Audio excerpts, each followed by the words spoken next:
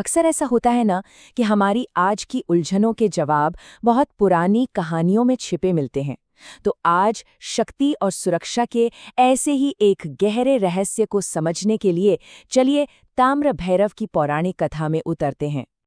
तो सबसे पहला सवाल, आखिर कौन है वो दिव्य शक्ति जिन्हें रोग शोक हरने वाला कहा जाता है? पता है, इस एक सवाल का जवाब ही हमें सीधा इस कहानी के केंद्र में ले जाएगा।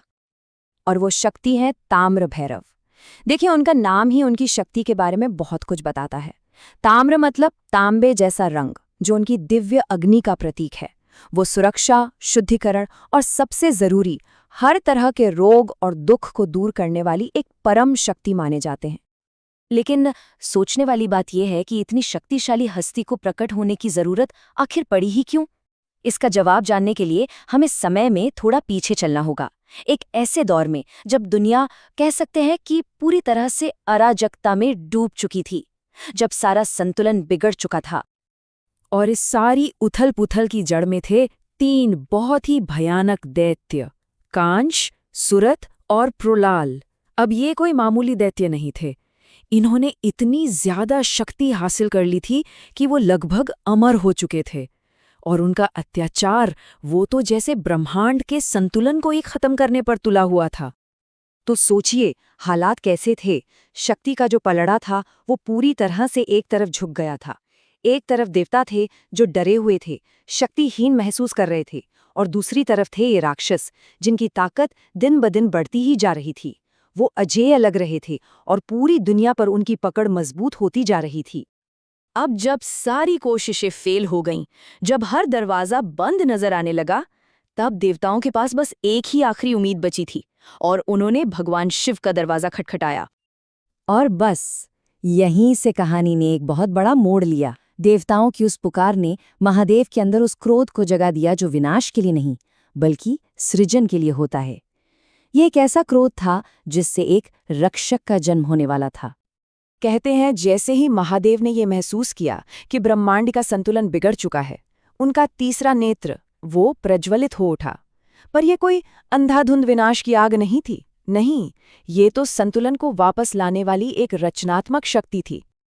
और फिर उसी दिव्य क्रोध की अग्नि से एक चमत्कार ने आकार लेना शुरू किया। सबसे पहले भगवान शिव से एक प्रचंड ज्वाला निकली। फिर धीरे धीरे उस ज्वाला ने एक दिव्य रूप लेना शुरू किया, और आखिर में उसी अग्नि से ताम्र भैरव प्रकट हुए।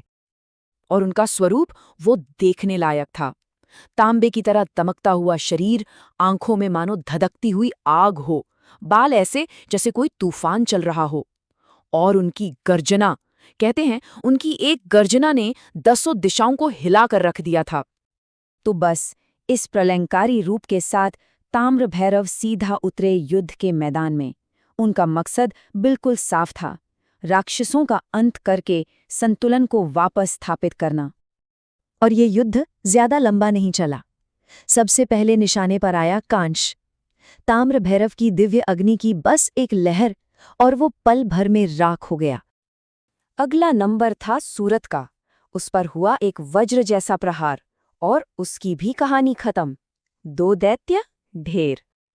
और फिर बचा आखिरी प्रौल। उसका अंत हुआ एक घूमते हुए अग्नि चक्र से। बस पलक झपकते ही तीनों का आतंक हमेशा हमेशा के लिए खत्म हो गया। और इस जीत के बाद कह सकते हैं कि पूरे ब्रह्मांड ने एक राहत की सांस ली। धर्म और संतुलन की फिर से स्थापना हो चुकी थी। लेकिन रुकिए, ताम्र भैरव की कहानी सिर्फ राक्षसों के विनाश पर खत्म नहीं होती। नहीं, असल में उनका असली काम तो अब शुरू होना था।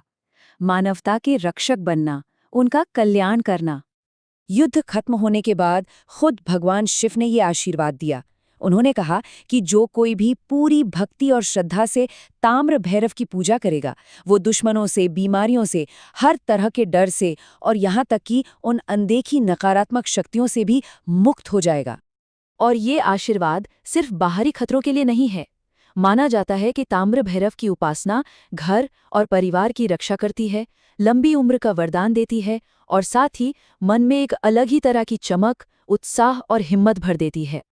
उनकी कृपा पाने का एक बहुत ही सरल रास्ता भी बताया गया है, ये मंत्र, ओम ताम्राय भैरवाय नमः। ऐसा माना जाता है कि ये पवित्र मंत्र शुद्धिकरण, सुरक्षा और खास तौर पर रोगों को दूर करने में बहुत ज्यादा असरदार है।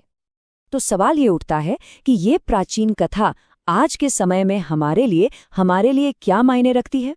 शायद ये कि आज के दौर में जहां हमारे कई डर अनदेखे होते हैं, अनजाने होते हैं, ये कहानी हमें याद दिलाती है कि हर किसी के अंदर नकारात्मकता से लड़ने की एक दिव्य चिंगारी मौजूद है।